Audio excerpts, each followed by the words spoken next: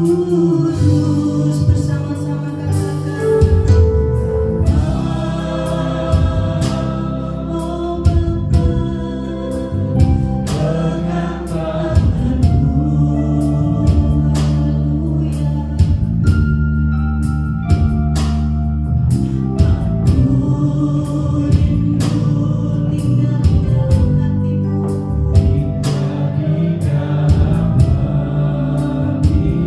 Engkaulah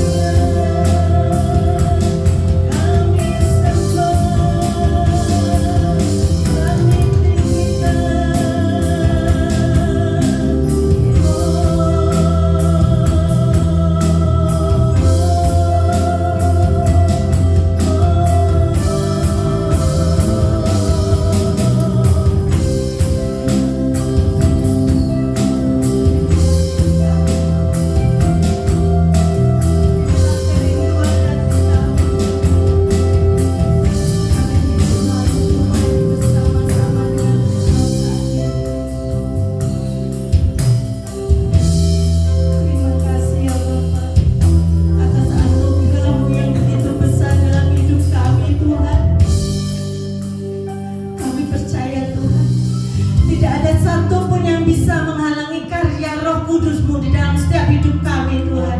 Amin. Engkau yang berkuasa atas hidup kami. Kami siap, Tuhan, memuji dan memuliakan nama-Mu. Mari bersama-sama kita katakan amin. Beri kemuliaan dalam bagi nama Tuhan. Kita mau bersyukur, kita akan pujikan pujian ini. Dalam puji syukur hanya bagi Tuhan.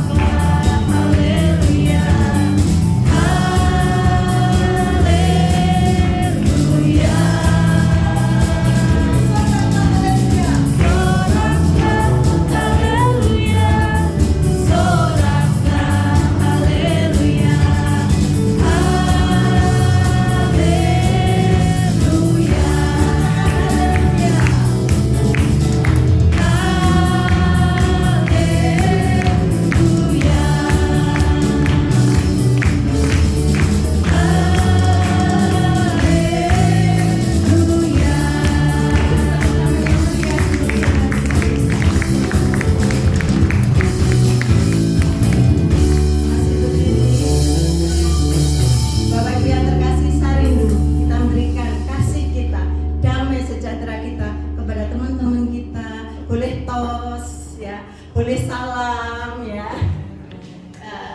Ya.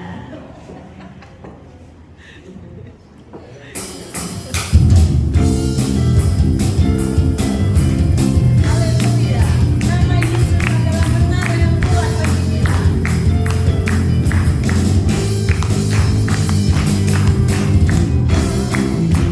Suka nama Yesus,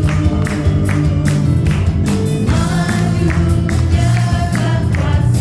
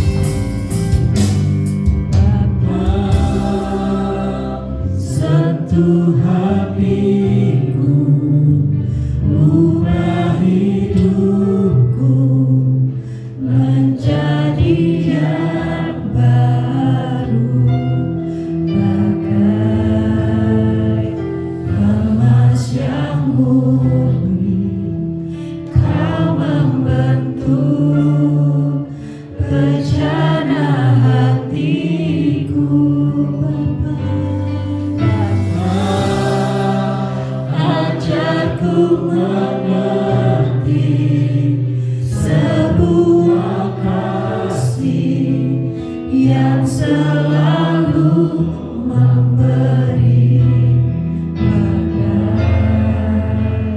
air mengalir yang tiada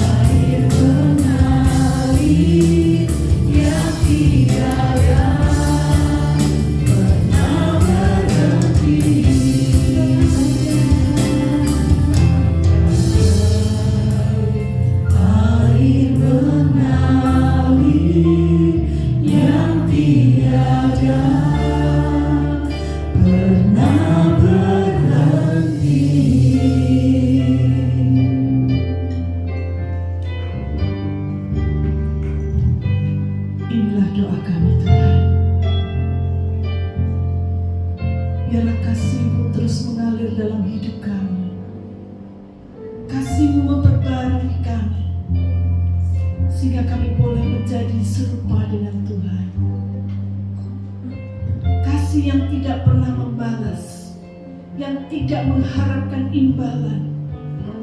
Itulah yang kami rindukan Tuhan, agar kami juga boleh belajar mengasihi sesama kami, mengasihi orang lain, bahkan orang yang memusuhi kami sekalipun. Kami boleh belajar dari Engkau Tuhan. Biarlah segala pujian yang sudah kami naikkan boleh berkenan di hadapan Bapa di surga. Dan sebentar kami akan dengar firman-Mu. Berbicaralah ya Tuhan, karena kami siap untuk mendengar. Kami siap untuk dibentuk. Kami rindu Tuhan untuk mendengar nasihat firman-Mu yang membawa kami untuk semakin mengenal Tuhan, untuk semakin dekat kepadamu, untuk semakin dewasa di dalam kehidupan rohani kami. Bekerjalah ya Bapa, Kau liputi kami dengan kuasa Roh Kudus-Mu. Kau pakai hamba-Mu sebentar yang akan menyampaikan kebenaran firman-Mu. Kau urapi lidah mulutnya sehingga boleh benar-benar menyampaikan isi hati Tuhan. Kami siap dan kami rindu mendengar firman-Mu. Di dalam nama Tuhan Yesus kami semua berdoa dan mengatakan amin. Silakan duduk saudara. Waktu selanjutnya saya berikan pada Pak Hans.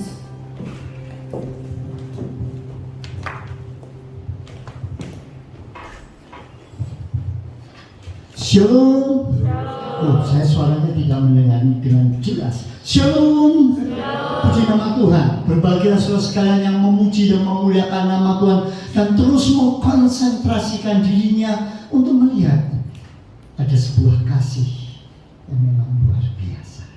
Untuk itu marilah pagi hari ini kita membuka Alkitab kita di dalam surat Roma pasal 13 ayat yang ke-8.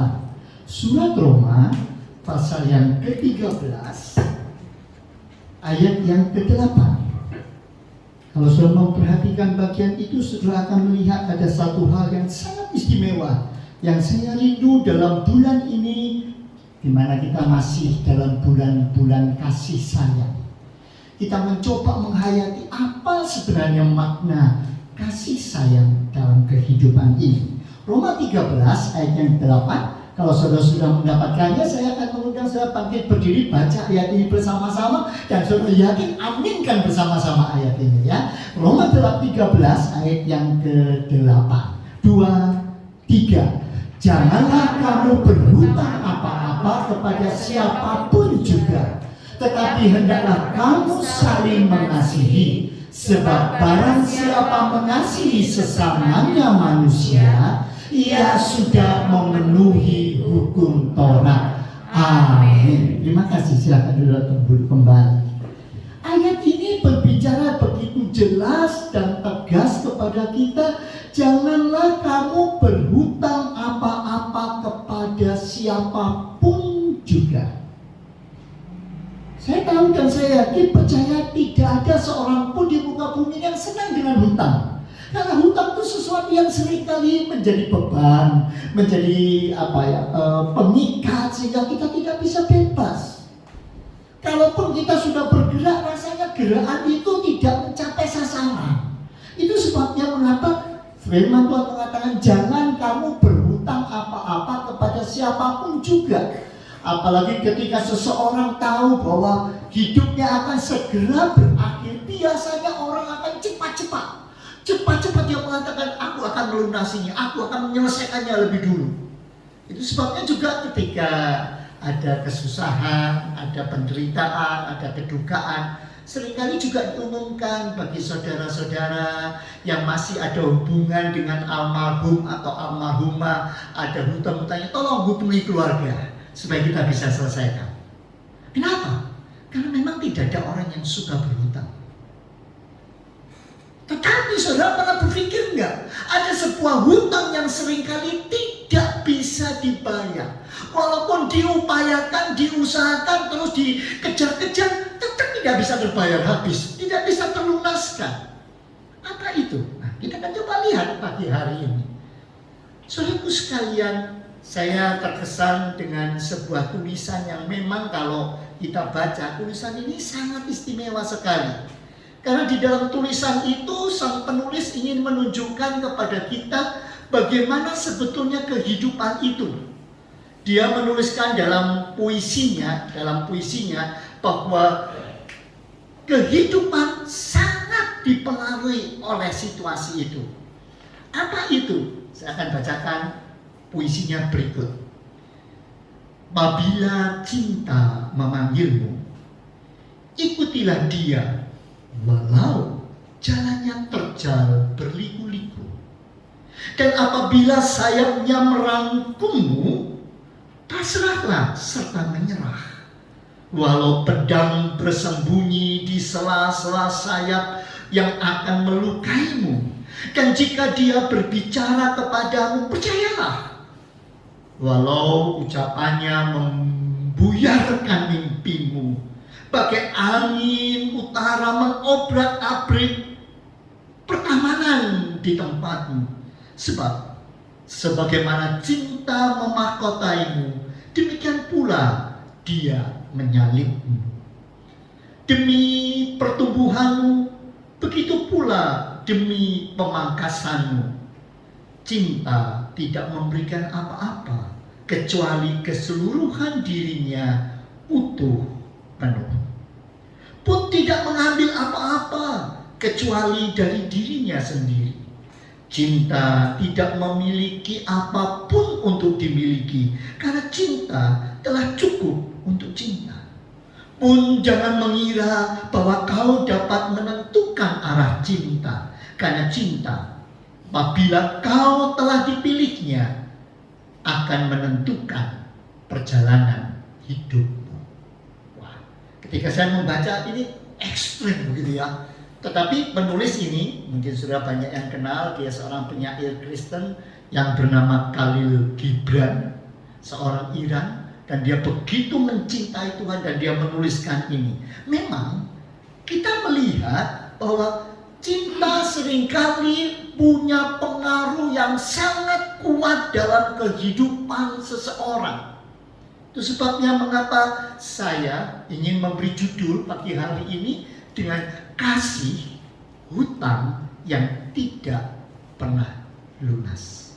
Saya ulangi, kasih hutang yang tidak pernah lunas. Mengapa? Karena cinta sering dipahami oleh umat-umat manusia sebagai sesuatu yang sangat berpengaruh dalam kehidupan seseorang.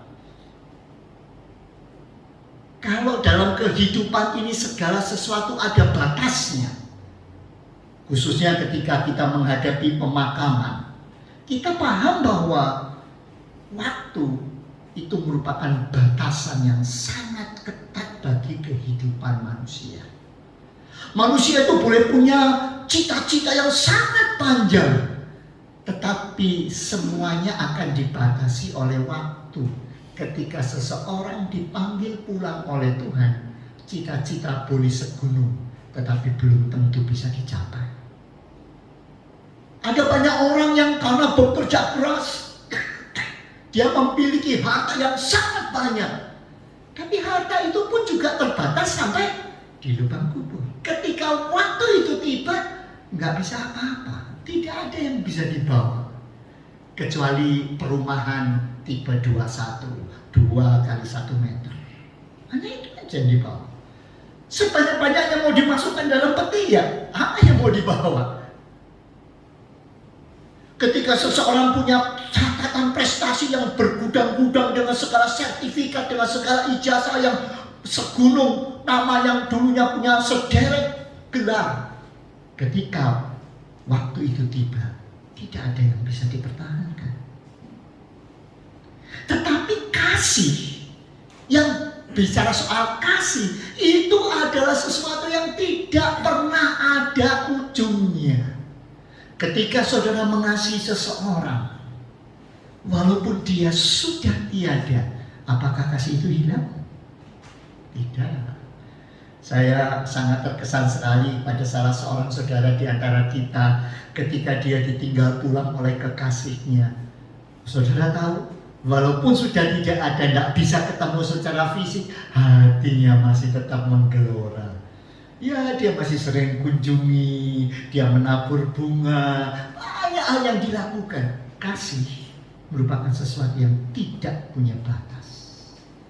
Dan bukan saja tidak pernah punya batas, tetapi kasih itu merupakan sesuatu yang sangat istimewa. Cinta memang mencakup segala-galanya. Bahkan bisa dikatakan bahwa cinta, bahwa dalam perjalanan hidup seseorang itu seringkali ditentukan oleh cinta. Saudara, saya ingin mengajak saudara melihat sebuah cuplikan pendek. Coba perhatikan, apa kesan saudara ketika melihat kisah perjalanan hidup mereka. Ya, silakan. Dalam film ini silakan mencoba melihat. Dia seorang kakek, renta, sudah bongkok. Tapi apa yang dirasakan?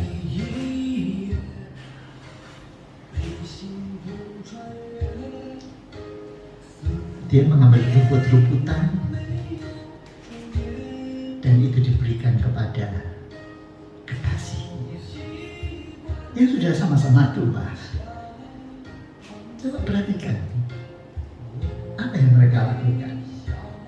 Apakah kasih punya batas?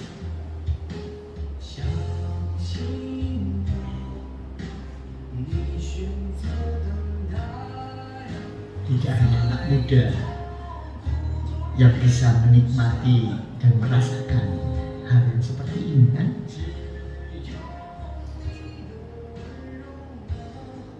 Bahkan sudah serentak itu pun masih dengan sayang kasih membaginya. Bukankah itu sesuatu yang sangat istimewa? Inilah kasih yang memang seringkali tanpa batas. Sudah tahu, walaupun ditulang, kenapa kok mereka ketawa? Karena giginya sudah tidak ada. Digigit berulang kali juga lepas terus. Ya, lepas terus, nggak bisa dapat. Dan ada banyak cerita di balik itu. Terima kasih, cukup itu aja. Saya hanya ingin menunjukkan gambaran bagaimana kasih itu luar biasa. Maka memang tidak salah kalau Khalil Gibran mengatakan bahwa kasih itu menentukan perjalanan hidup manusia. Cinta itu merupakan sesuatu yang sangat kuat. Tapi pernahkah saudara tahu bahwa ada satu kasih yang sangat luar biasa, yang lebih dari semua itu? Ada kasih yang sangat istimewa. Di mana di dalam kasih itu, kalau saudara perhatikan bagaimana kasih itu mempunyai fungsi dan mempunyai kondisi dan keadaan yang sangat istimewa. Ada sebuah kasih yang lebih dalam maknanya dari sekedar cinta seperti itu. Saudaraku sekalian dikasihi Yesus Kristus, kasih yang seperti apakah itu? Bukankah kita bisa menghayati ada kasih yang berbeda dengan kasih yang dimiliki oleh dunia ini? Dan orang lebih banyak menyebutkannya sebagai cinta, tetapi kasih ini lebih dalam daripada cinta yang ada di dunia. Karena kasih yang istimewa yang ada kurang lebih 1800 tahun sebelum Gibran ada, dia adalah seseorang yang mau menyangkali dirinya.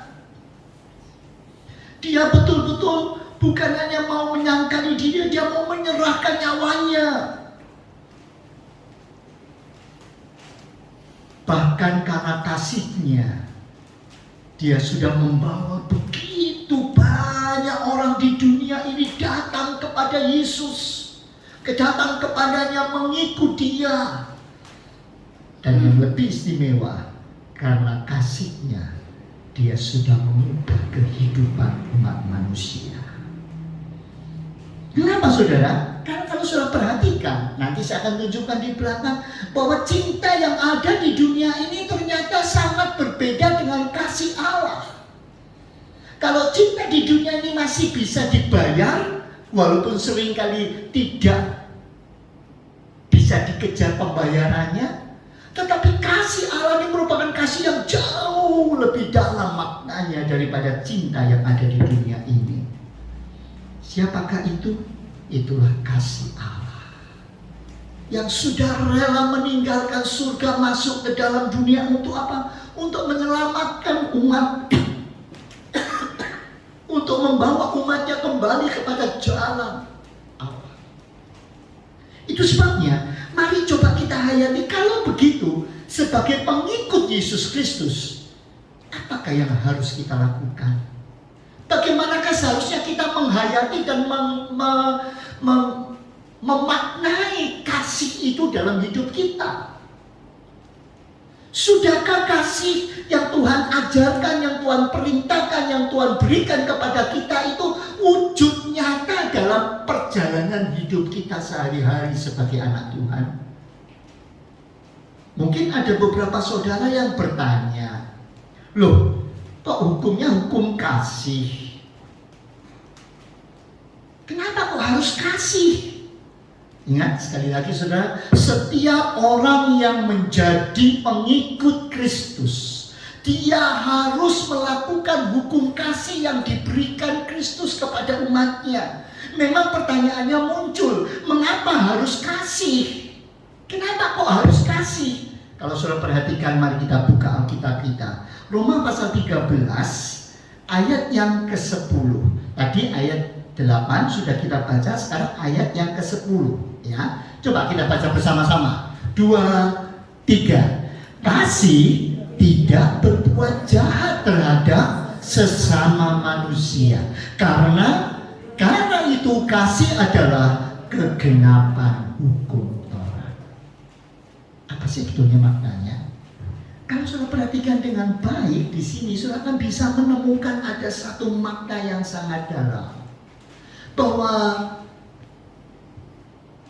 manusia pada dasarnya adalah orang-orang yang betul-betul memuja dan mengutamakan cinta di dalam hidupnya.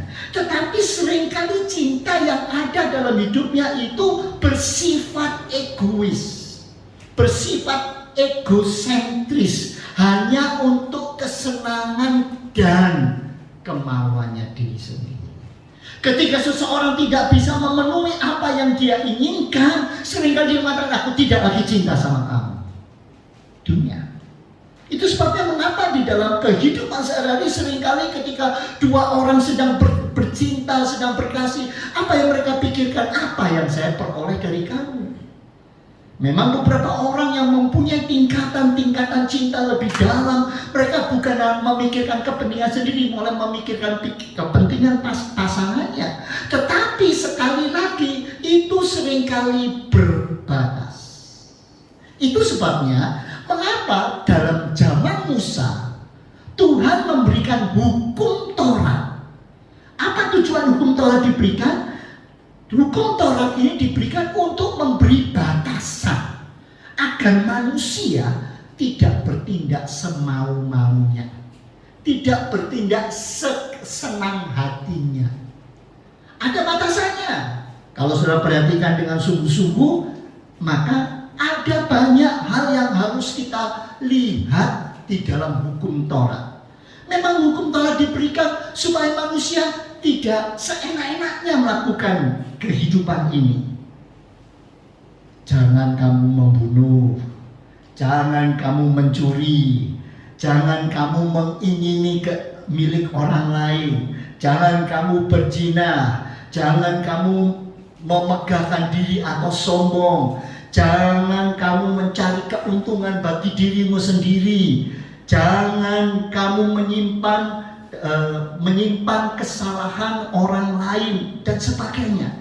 Itu hukum-hukum yang diberikan tujuannya apa? Untuk memberi batasan agar seseorang itu mengikuti jalur. Kalau dia keluar dari jalur itu berarti tidak pas. Harus kembali. Makanya pada perjanjian lama, orang-orang yang melanggar hukum Allah harus membersihkan dirinya sendiri dengan jalan membawa persembahan, entah itu burung merpati kalau dosanya kecil, membawa kambing atau domba kalau dosanya lebih besar. Kalau sangat besar, bawalah sapi. Kalau sangat besar, ya enggak satu seekor sapi, mungkin 2, 3, 4 dan sebagainya. Tujuannya apa? Untuk membawa kembali kepada kebenaran. Tapi kenyataannya banyak manusia tidak bisa melakukan itu dengan baik. Itu sebabnya untuk bisa merubah semua itu, Tuhan mengutus putranya, Tuhan Yesus masuk ke dalam dunia untuk menyelamatkan manusia. Nah, ini hukum kasih. Kalau tadi hukum Taurat, di sini hukum kasih. Makanya di situ ayat katakan kasih tidak berbuat jahat terhadap sesamanya, karena kasih itu adalah kegenapan hukum Taurat. Kalau hukum Taurat, aku tanya A, B, C, D, kamu tidak melakukan, kamu salah. Kamu melakukan, kamu benar. Kamu sudah kerjakan, bagus. Kamu belum kerjakan, kamu tidak bagus. Selesai hukum Taurat. Tapi saya tahu apa kelemahannya orang yang mengikuti hukum Taurat. Selama saya tidak mencuri, saya sudah baik. Selama saya tidak menyakiti orang lain, saya sudah baik. Apakah benar orang yang tidak mencuri, orang yang tidak menyakiti orang lain itu sudah baik dan benar? Bukankah seringkali karena hukum itu orang melakukannya hanya secara formalitas? Ketika dia berjumpa dengan seseorang, kamu harus menghormati. Oh iya, hatinya, orang itu ya, siapa tahu, who knows. Tapi dia tidak melakukan yang jahat, sudah baik. Itu sebabnya mengapa Allah menentukan dengan hukum Taurat tidak bisa manusia itu berubah hatinya. Yang berubah hanya kelakuannya saja, di luarnya saja. Dia seolah-olah bagus. Itu sebabnya mengapa Tuhan Yesus pernah menegur orang-orang Farisi dan orang-orang Saduki. Engkau bagaikan kuburan yang di luarnya kelihatan bagus, diberi warna yang bersih, tetapi sebetulnya di dalamnya penuh dengan bangkai. Ini yang tidak dikehendaki. Ini yang Tuhan katakan katakan jangan. Memang banyak orang berusaha jadi baik, itu bagus. Tetapi kalau hanya yang ada di luar saja, itu hanya merupakan aturan saja, perbuatan-perbuatan yang nampak saja, tetapi tidak disertai dengan perubahan hati, maka itu akan jadi sia-sia. Itu sebabnya sebagai pengikut Yesus Kristus, kita dibebaskan dari hukum Taurat. Tidak harus mengikuti aturan-aturan yang seperti itu. Yang harus dikerjakan adalah lakukan itu dengan baik dan benar, dengan didasari perubahan hati. Adakah ketika kita memberikan senyum kepada orang lain, itu bersumber dari hati yang memang penuh dengan kasih Allah yang luar biasa, yang sudah menyelamatkan saudara? Adakah ketika saudara memberi pertolongan kepada orang lain, itu merupakan sebuah hati yang diubahkan oleh Allah, karena Allah sudah menolong saya, Allah sudah melakukan perbuatan besar. Itu supaya sekarang saya menjadi kepanjangan tangan Allah untuk mengulurkan tangan bagi mereka yang memerlukan. Benarkah hati kita sudah diubahkan? Atau sebetulnya hanya lip service, hanya yang kelihatan di luar saja? Ingat, di dalam iman Kristiani, di dalam iman kepada Tuhan, kasih itu merupakan kegenapan dari Taurat. Artinya perbuatan baik itu bagus dan itu tetap harus dikerjakan, tetapi harus didasari oleh perubahan hati yang sungguh-sungguh. Jadi lakukan itu dengan sungguh-sungguh, karena kasih tidak berbuat jahat. Saudara, ketika saya merenungkan bagian ini, saya lalu berkata, Tuhan, sejauh mana kita harus bisa melangkah? Kalau hukum Taurat seringkali membuat orang munafik, artinya di luar dan di dalam tidak sama. Karena yang dipentingkan hanya upacara yang di luar, penyucian yang di luar, tapi yang di dalam tidak sama. Lalu sekarang sebagai anak Tuhan, bagaimanakah yang harus kita kerjakan? Yang harus dilakukan, lakukan semua itu dengan keinginan hati, dengan perubahan hati. Betul-betul kita lakukan dengan sungguh-sungguh. Saudara, itu sebabnya pagi hari ini kita ditanya, dalam bulan kasih sayang seperti ini, kita tetap dipertanyakan, apakah saat ini kita sudah memiliki kasih? Benarkah kasih itu ada dalam hidup kita? Sebagai pengikut Yesus Kristus, sudahkah kita memiliki kasih? Kasih kepada siapa? Kasih kepada sesama, kepada mereka. Yang pertama kasih kepada Tuhan, yang kedua kasih kepada sesama. Nah, seringkali ini yang menjadi pertanyaan, siapakah sesama kita? Siapakah yang dimaksud sesama? Saudaraku sekalian, seringkali kita bisa mengulurkan tangan, kita bisa membantu, kita bisa menolong, kita bisa menunjukkan kasih. Karena kasih itu bentuknya macam-macam. Bisa merupakan pemberian, bisa merupakan bentuk perhatian, bisa bentuknya kebersamaan. Bahkan duduk diam di samping orang yang kita kasihi, itu juga bisa merupakan wujud kasih.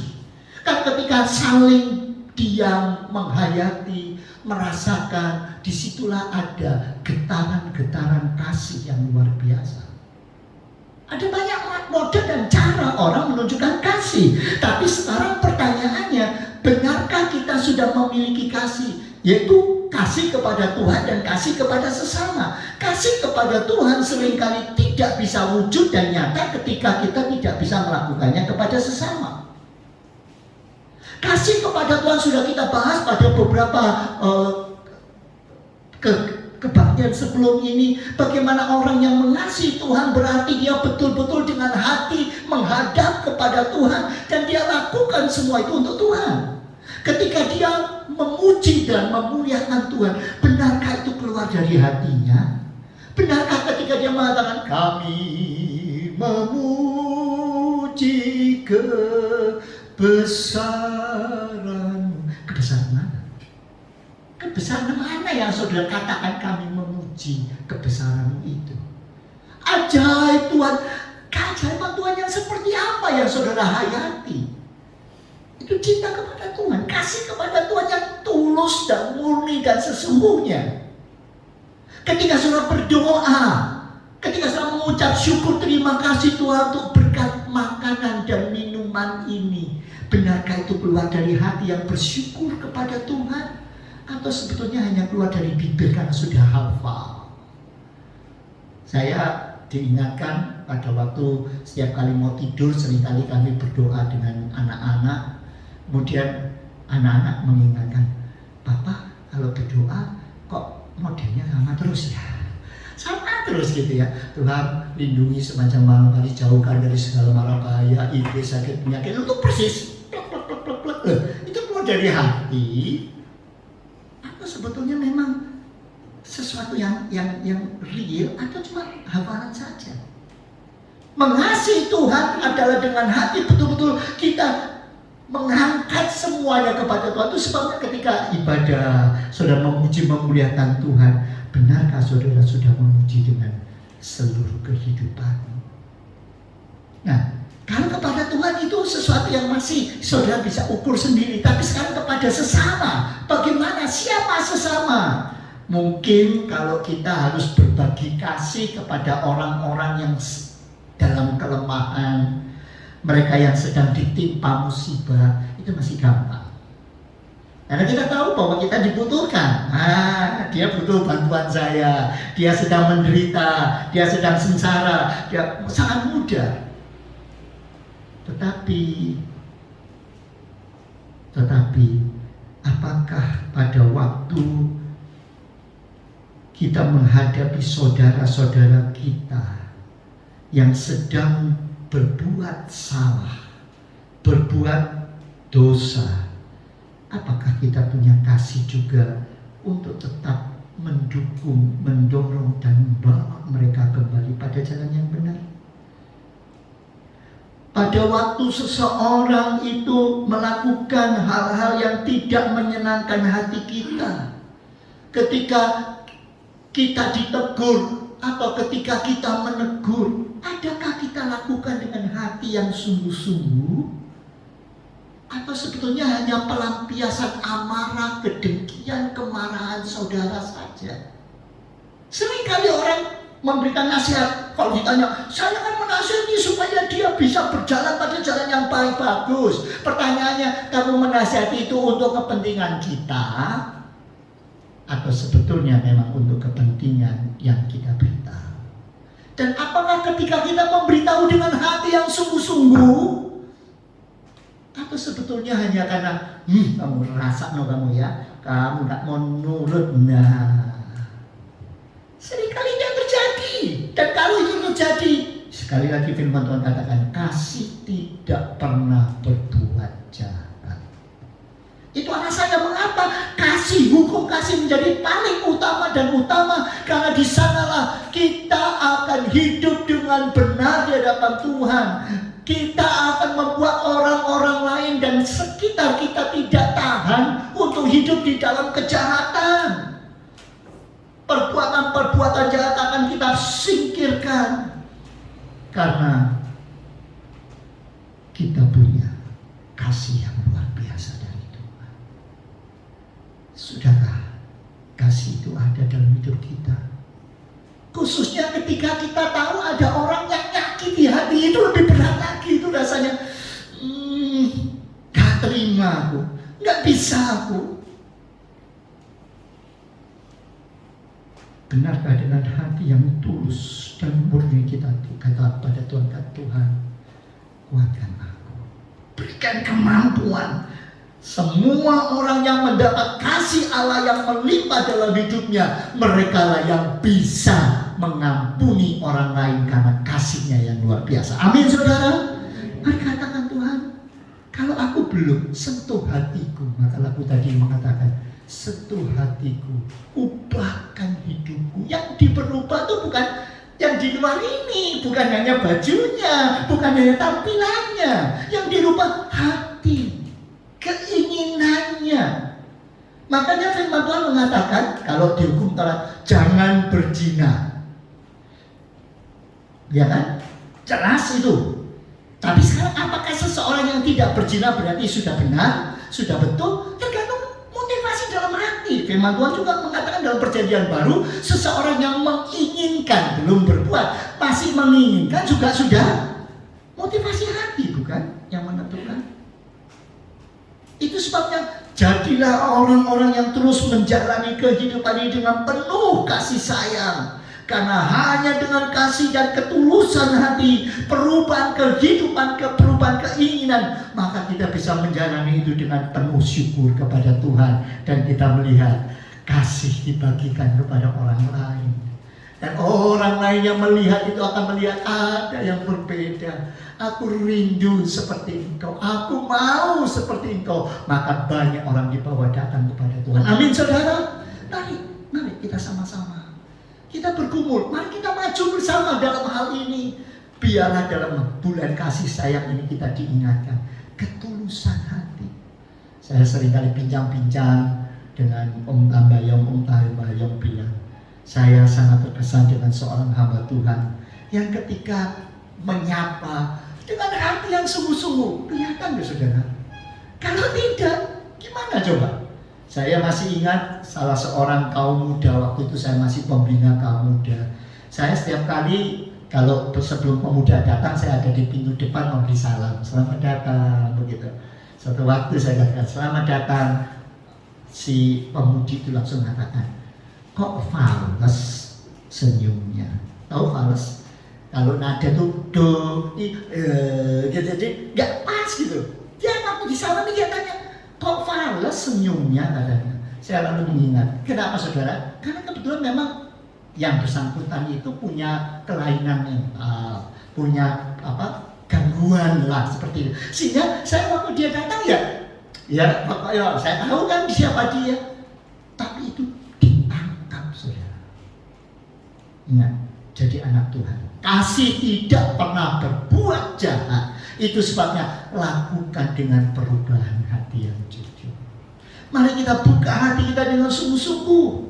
Dan yang kedua, mengapa kasih menjadi dasar? Yang terakhir, kasih itu tidak bisa dibayar.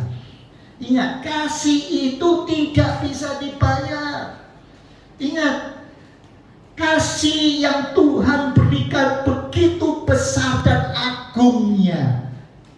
Dan itu tidak bisa berbayar. Itu sebabnya mari kita lakukan itu dengan sungguh-sungguh. Apa yang bisa mengubahkan dunia kecuali kalau kita punya kasih yang luar biasa yang kita bagikan kepada orang lain. Saya mengingat sebuah novel yang ditulis oleh seorang seniman, Catherine Ryan Hyde. Dia menulis novel Pay It Forward. Aktornya adalah Trevor McKinney. Apa yang terjadi dalam kisah itu secara singkat saya ceritakan pada saudara. Kisah itu menceritakan bagaimana anak remaja masih berusia 12 tahunan di sekolah dalam pelajaran sosial, dia ditantang. Apa tantangannya? Tantangannya dikatakan, think of an idea that can change our world and put it into action. Coba pikirkan sebuah ide yang bisa merubah dunia kita.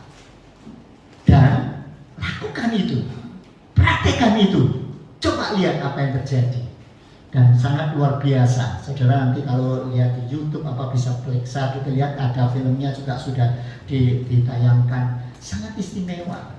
Akhirnya apa yang dilakukan? Anak kecil itu ketika ditantangan itu bingung, apa yang bisa saya lakukan? Saya cuma anak kecil, merubah dunia, nggak mungkin. Akhirnya dia punya gagasan istimewa. Apa gagasannya? Gagasannya hanya dia akan melakukan kebaikan dengan syarat orang yang mendapat kebaikan itu tidak boleh membalasnya kepada saya. Saya punya tugas lakukan kebaikan kepada 3 orang, dan setiap orang yang kepadanya saya berbuat, dia harus melakukan kebaikan itu kepada 3 orang yang lain. Jadi dia melakukan kebaikan itu pertama kepada keluarganya, ayahnya, ibunya, adiknya dan sebagainya, dan kepada 3 pokoknya. Lalu kalau ayahnya dapat kebaikan dari dia minta ayahnya mau ketika mau say thanks, oh no, let do it to others. Buatlah pada 3 orang yang lain. Dan sudah tahu pikiran dia dari 1 orang kepada 3 orang. 3 orang kalau harus melakukan pada 3 orang lain berarti jadi 9. 9 pelaku kali 27 dia akan bertemu dan waduh pikiran dia secara matematis. Tapi ternyata tidak mudah dilakukan. Dan kelihatannya proyek itu sepertinya tidak berhasil. Sampai pada suatu waktu ternyata datanglah berombongan orang begitu banyak datang ke rumahnya. Apa yang dilakukan? Mereka datang ke sana membawa lilin yang dinyalakan. Kenapa? Karena ternyata Trevor McKinney saat itu meninggal dunia. Kok bisa meninggal dunia? Bagaimana? Ternyata ketika dia lakukan kebaikan dia putuskan harus. Ternyata ada satu kasus di mana dia merasa sulit sekali karena teman sebayanya dibully oleh teman yang lain, diancam dengan pisau, dia nggak berani. Sampai akhirnya dia mengatakan, saya harus berani, saya harus bisa membela. Dan pada saat temannya yang dibully itu mau ditikam oleh pisau, dia merangkul temannya, melepaskan temannya, dan akhirnya dia yang terbunuh. Pada saat terbunuh, apa yang terjadi? Baru ketahuan bahwa ternyata walaupun di kotanya tidak terlalu tenang, di kota yang lain mereka yang mendapat pengembangan daripada perbuatan baik itu begitu banyak orang sudah bergerak, selalu berusaha berbuat baik, selalu berusaha berbuat baik. Dan akhirnya ketika seorang wartawan mencoba mencari dari mana asalnya, baru tahu bahwa itu berasal dari si Trevor McKinney. Dan perubahan terjadi. Saudara, hutang yang tidak pernah lunas terbayar. Kita berhutang kepada Kristus dan tidak mungkin kita bisa membayarnya. Dia tinggalkan surga, masuk ke dalam dunia, dia menyerahkan kehidupannya, dia berbuat kebaikan, dan dia lakukan semua hanya untuk menggenapi kehendak Bapa, untuk menyelamatkan saudara dan saya. Apa yang bisa kita kerjakan kecuali kita sekarang membagikannya kepada orang lain. Bagikan kepada orang lain. Semua kesempatan, setiap kesempatan dalam bidang saudara masing-masing, sebagai panggilan hidup saudara masing-masing, lakukan. Saudara yang sebagai pelajar, saudara bisa membagikan kebaikan ini kepada teman-teman. Saudara yang menjadi seorang guru, saudara bisa membagikan kebaikan ini kepada murid-murid. Saudara yang menjadi seorang pekerja, saudara menjadi seorang usahawan, seorang yang mempunyai tugas dan tanggung jawab, saudara bisa bagikan itu kepada orang lain. Dan orang-orang yang menerimanya, mereka akan dibawa datang kepada Tuhan. Sudahkah kita mempunyai kasih dan membagikannya kepada orang lain? Biar itu menjadi sebuah tindakan nyata. Dan saya percaya Tuhan menolong kita. Mari kita tundukkan kepala bersama-sama. Mari kita nyanyikan pujian yang terakhir kita nyanyikan bersama-sama. Mari kita katakan, Tuhan, aku rindu, aku ingin agar kasih-Mu boleh terbagi kepada semua orang. Benar-benar sebuah kasih yang tulus dan murni, kasih yang sungguh-sungguh terpancar. karena tidak ada yang bisa membalas kasih-Mu dalam hidupku. Aku berhutang nyawa. Kalau itu, Tuhan, aku mau.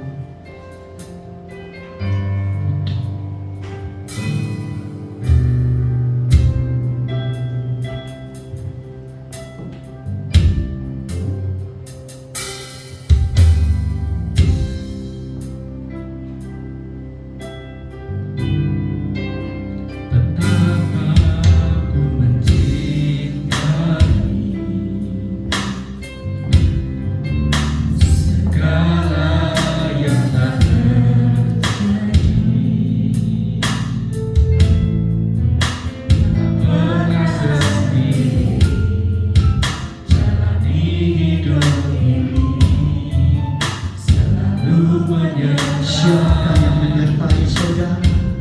Siapakah yang memberikan kasihnya dalam hidupmu?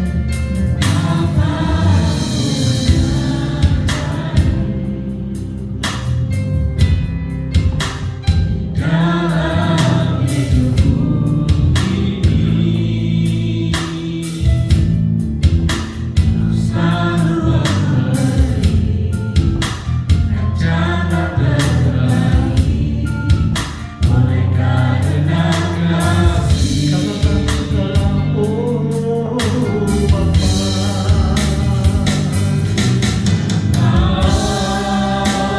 sentuh hatiku, ubah hidupku menjadi yang baru. Lepas yang murni, Kau membentuk rencana hatiku. Ajarku mengerti sebuah kasih yang selalu memberi air mengalir yang tiada pernah berhenti. Bapa, oh Bapa,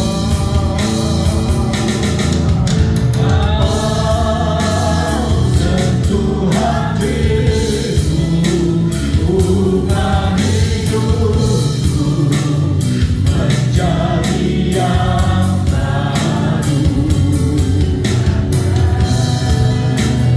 Lepas yang murni, Kau membentuk rencana hatiku. Ajarku mengerti sebuah kasih yang selalu memberi.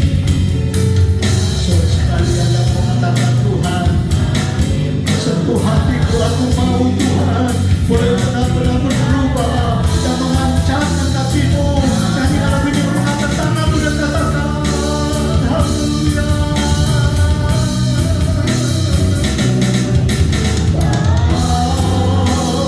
Sentuh hatiku, ubah hidupku menjadi yang baru. Lepas yang murni, Kau membentuk rencana hatiku.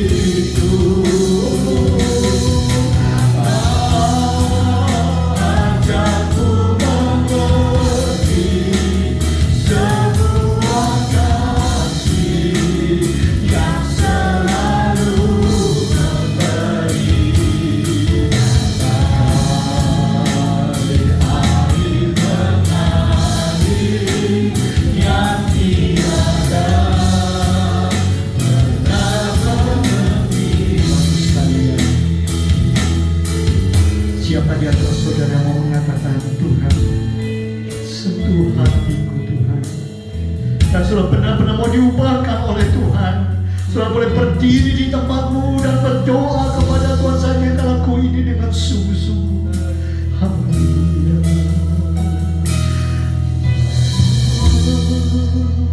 Sentuh hatiku, ubah hidupku menjadi yang baru. Akan emas yang murni kau menggentuk. Saya masih mau disentuh oleh Tuhan. Saya berdiri katakan, Bapa, saja ku ngerti sebuah kasih yang selalu memberi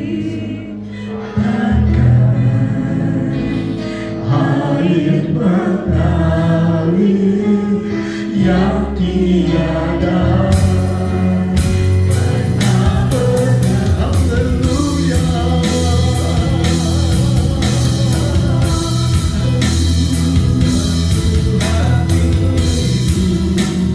Ubah hidupku menjadi yang baru. Emas yang murni kau menggentuk rencana hati. Mari kita bersungguh dalam kepadanya, katakan, aku mengerti sebuah kasih yang selalu memberi air mengalir yang tiada pernah berhenti.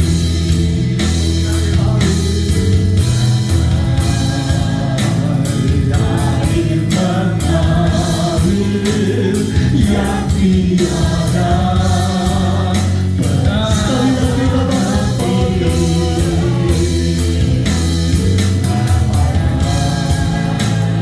Air mengalir yang tiada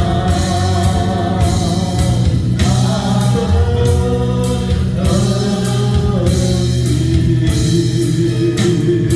Haleluya, Yesus. Amin.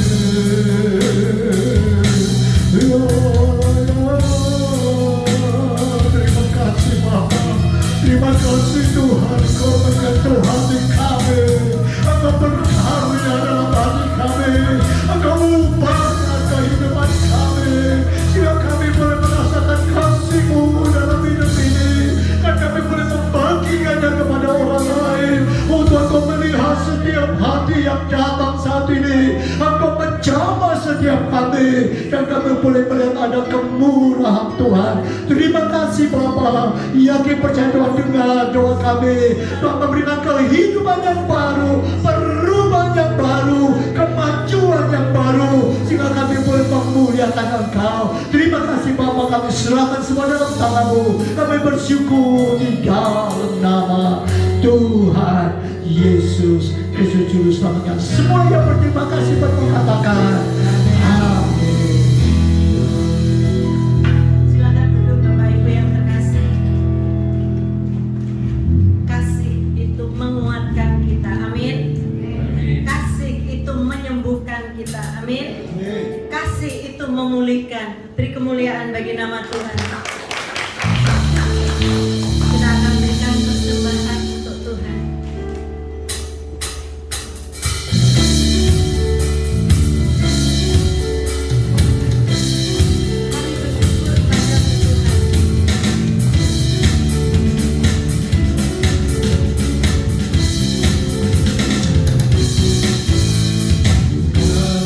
Puji syukur hanya bagi-Mu.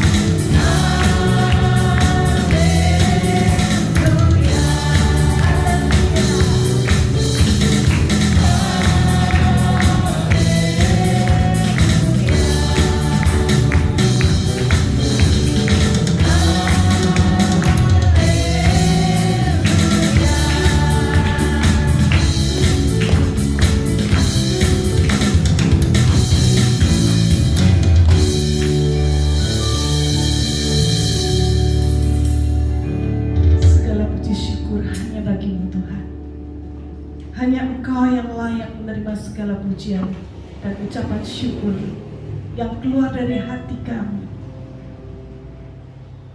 Kasih-Mu itulah Tuhan yang sudah mengikat hati kami, dan kami rindu belajar dari kasih Tuhan. Kasih yang tidak pernah terbayarkan, kasih yang tidak bisa kami lunasi karena begitu besar. Dan biarlah kami boleh mempraktekkan kasih itu dalam hidup kami sehari-hari. Kasih tidak berbuat jahat kepada yang lain. Kasih-Mu itulah Tuhan yang memotivasi kami untuk terus berbuat baik dan melakukan kebaikan ini dengan tulus hati, dengan kejujuran, dengan tidak munafik. Tolong kami Tuhan yang lemah ini. Seringkali kami hanya bisa berkata, tetapi kami tidak bisa melakukan. Bantu kami Roh Kudus, supaya kami boleh mempraktekkan kasih-Mu ini.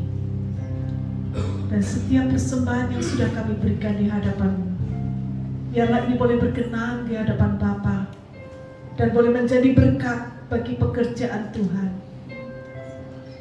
Biarlah Tuhan sendiri yang akan membalas setiap tangan-tangan yang sudah memberikan. Tuhan mengerti setiap pergumulan kami. Mungkin kami memberi dari ketidakmampuan kami. Tuhan melihat, Tuhan membalas dengan kasih-Mu. Kami percaya Tuhan, Engkau hadir saat ini dan Engkau menjamah kami Tuhan. Biarlah kasih-Mu melingkupi hidup kami, sehingga kami boleh dalam setiap aspek kehidupan kami dituntun oleh kasih Tuhan. Terima kasih Bapa di surga. Kami panjatkan pujian syukur kami di hadapan-Mu.